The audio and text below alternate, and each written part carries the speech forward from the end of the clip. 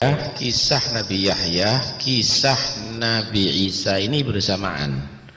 Karena itu ini ceritanya akan bersama-sama nantinya. Kemarin diterangkan bahwa ibu Nabi Yahya hamil bersamaan dengan hamilnya Siti Maryam, ibunya Nabi Isa. Diceritakan Siti Maryam waktu hamil Nabi Isa itu umurnya 19 tahun. Ada riwayat umurnya masih 13 tahun.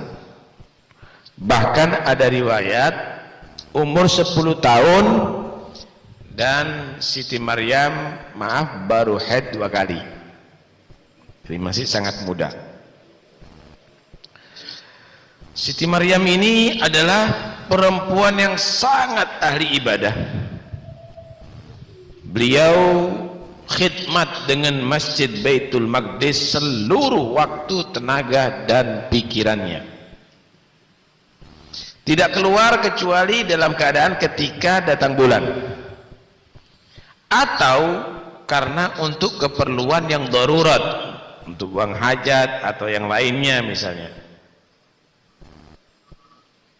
Jika dalam keadaan dia tadi itu datang bulan atau ada keperluan, dia keluar dari masjid, dari tempat yang dibangunkan khusus tadi itu oleh Nabi Zakaria, keluar dari situ menuju ke rumah Nabi Zakaria.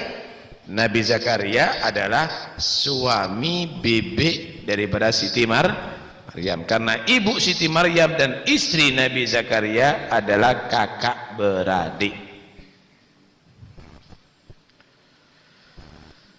Satu hari Siti Maryam,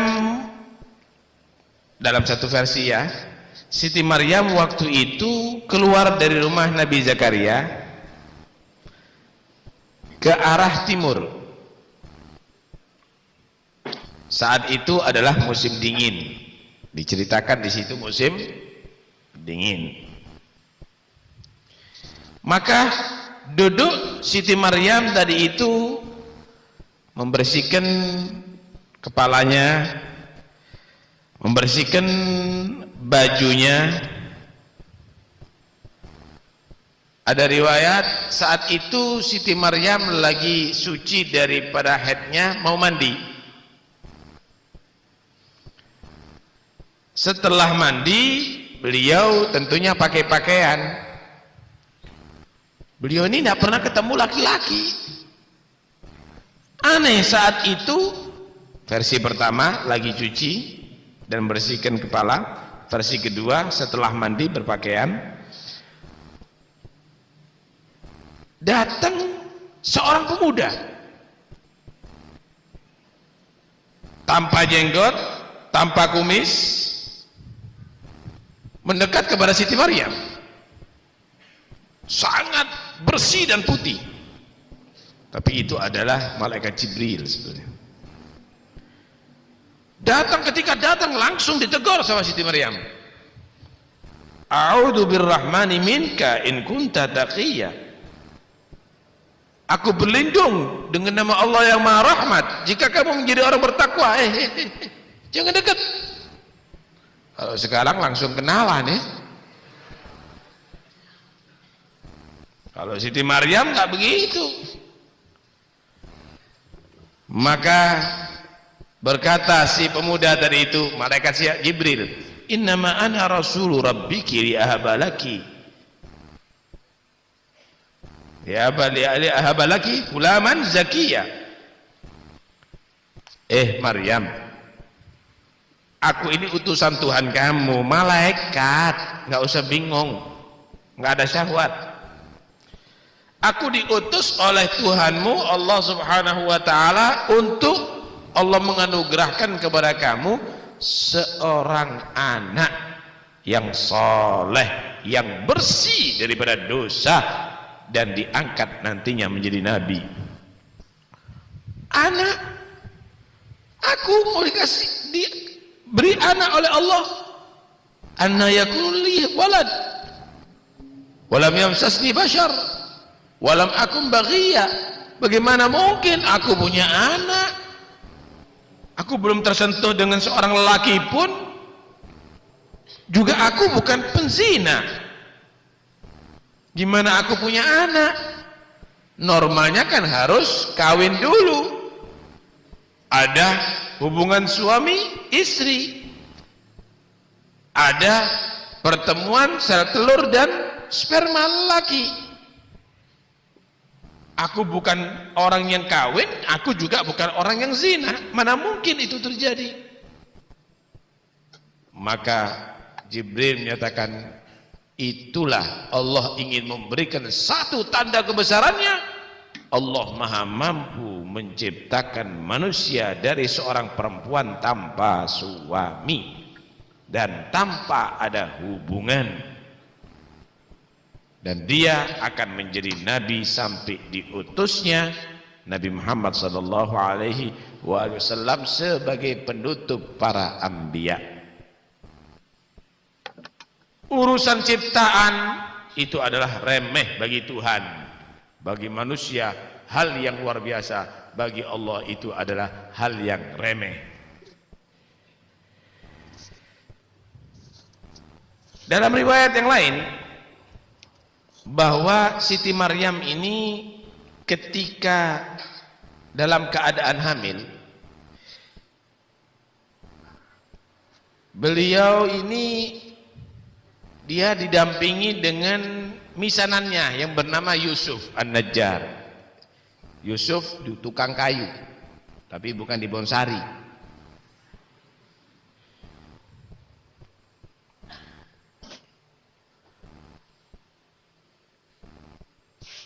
Ini yang selalu mendampingi. Mungkin saat itu syariat Nabi Zakaria misanan itu mahram mungkin ya. Kemudian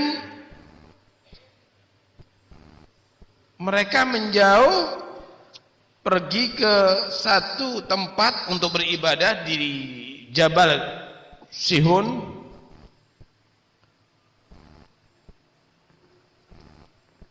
Dan si Yusuf ini heran, loh, kok kelihatannya hamil ini perempuan. Tapi nggak berani dia, suudon. Ini orang ibadah terus, nggak pernah ketemu siapapun. Cuma kok hamil. Terus bergejolak dalam pikiran dan hati si Yusuf tadi itu. Akhirnya negor dah si Yusuf.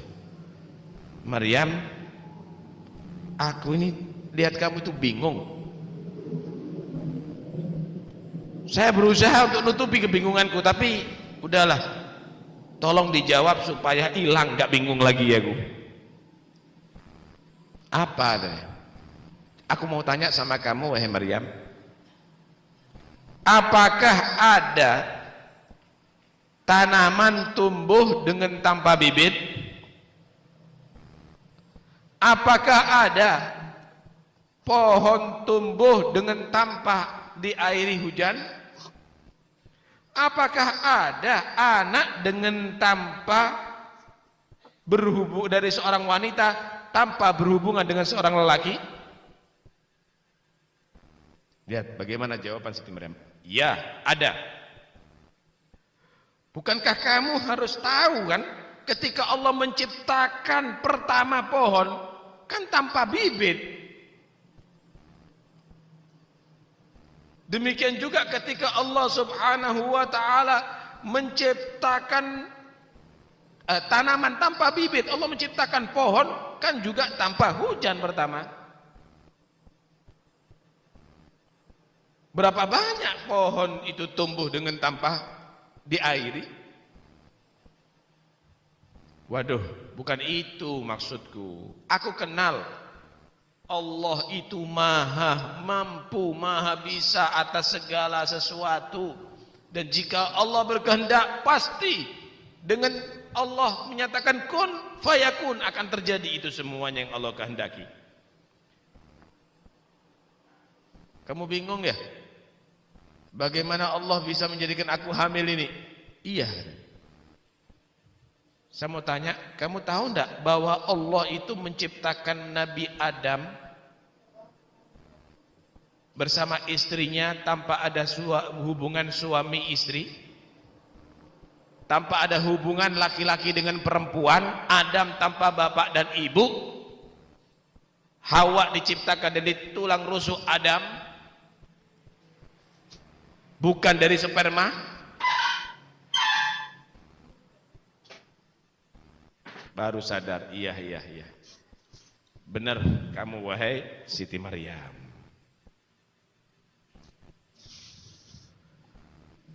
Yang jelas proses daripada hamilnya Siti Maryam itu adalah karena takdir Allah Subhanahu wa taala. Dengan tiupan malaikat Jibril langsung hamil. Ada menyatakan ditiup dari pakaiannya, ada yang menyatakan ditiup dari jauh langsung terasa hamil. Malah ada menyatakan 1 jam langsung hamil besar. Ada menyatakan 3 jam proses kehamilannya. Pertama kehamilan, proses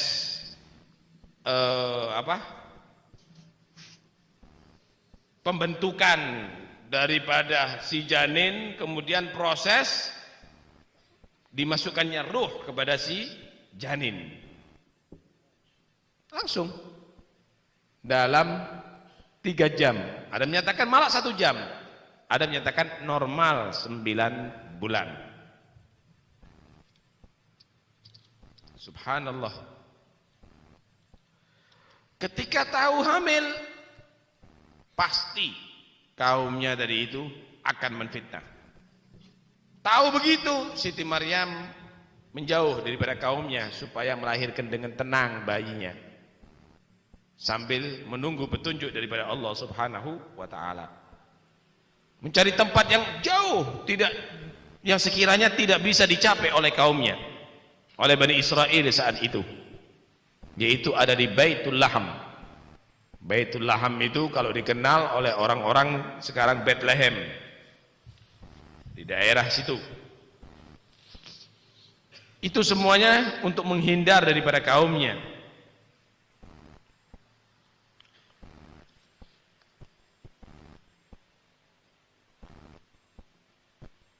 Kenapa ya? Kok Jibril ini ketemu dengan Siti Maryam dalam bentuk manusia? Kok tidak dalam bentuk malaikat? Kalau langsung dalam bentuk aslinya, tidak bisa ada dialog dengan Siti Maryam. Nabi aja pertama ketemu dengan Jibril, Nabi gemeter. Karena melihat Jibril itu punya 600 sayap,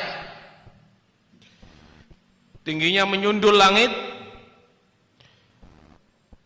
badannya antara timur dan barat penuh semuanya.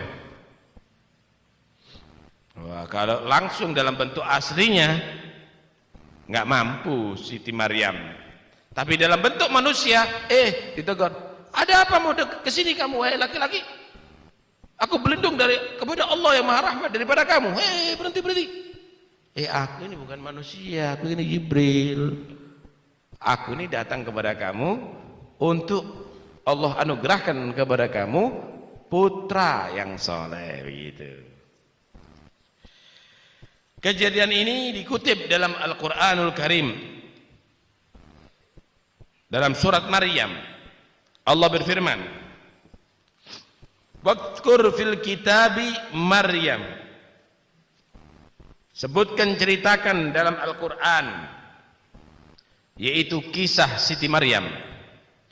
Idin tabadat min ahliha makanan syarqiyya, ketika mengasingkan diri Siti Maryam daripada kaumnya di tempat daerah timur.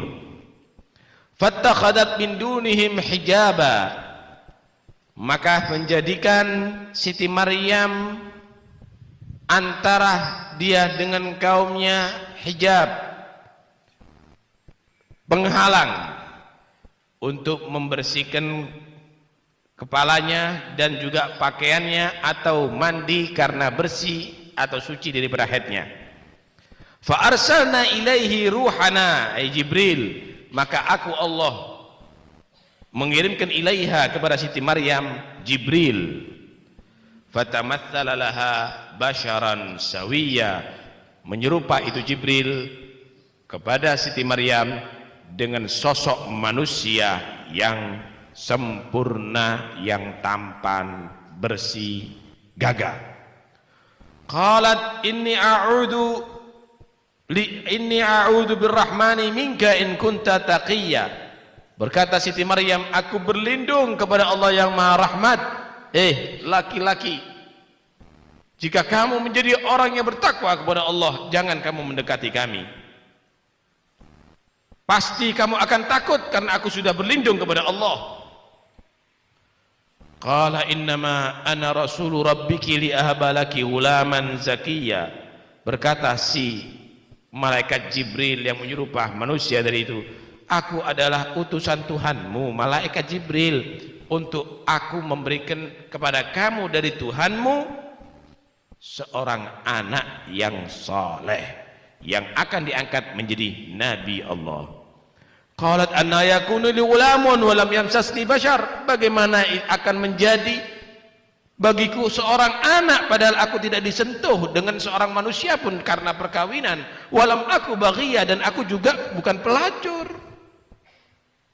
Qala kadzaliki qala rabbuki huwa alayya hayyinun. Demikianlah memang perkaranya wahai Maryam. Allah Subhanahu wa taala menciptakan hambanya. Allah menyatakan demikianlah bagaimana Allah akan menciptakan hamba ini, anak yang kamu akan dikaruniakan kepadamu itu tanpa dengan seorang ayah. Qala rabbuki huwa alayya hayyinun. Allah menyatakan itu urusan adalah enteng, bukan berarti harus lewat suntik atau tabung atau yang lainnya. Enteng, cukup aku diperintahkan dengan membawa perintah Tuhanmu meniup kamu, maka kamu akan bisa hamil dengan tiupan tadi itu. Walinaj'alahu ayatan linnas, dan anak itu akan menjadi tanda bagaimana kebesaran Allah Subhanahu wa taala, wa rahmatan minna, dan akan dijadikan sebagai rahmat bagi Allah, bagiku, dariku Allah Subhanahu wa taala, karena siapa yang beriman dengannya akan selamat. Wa kana amran maqdiyya, dan ada penciptaan ini urusannya sudah ditentukan oleh Allah, harus terjadi wahai Maryam.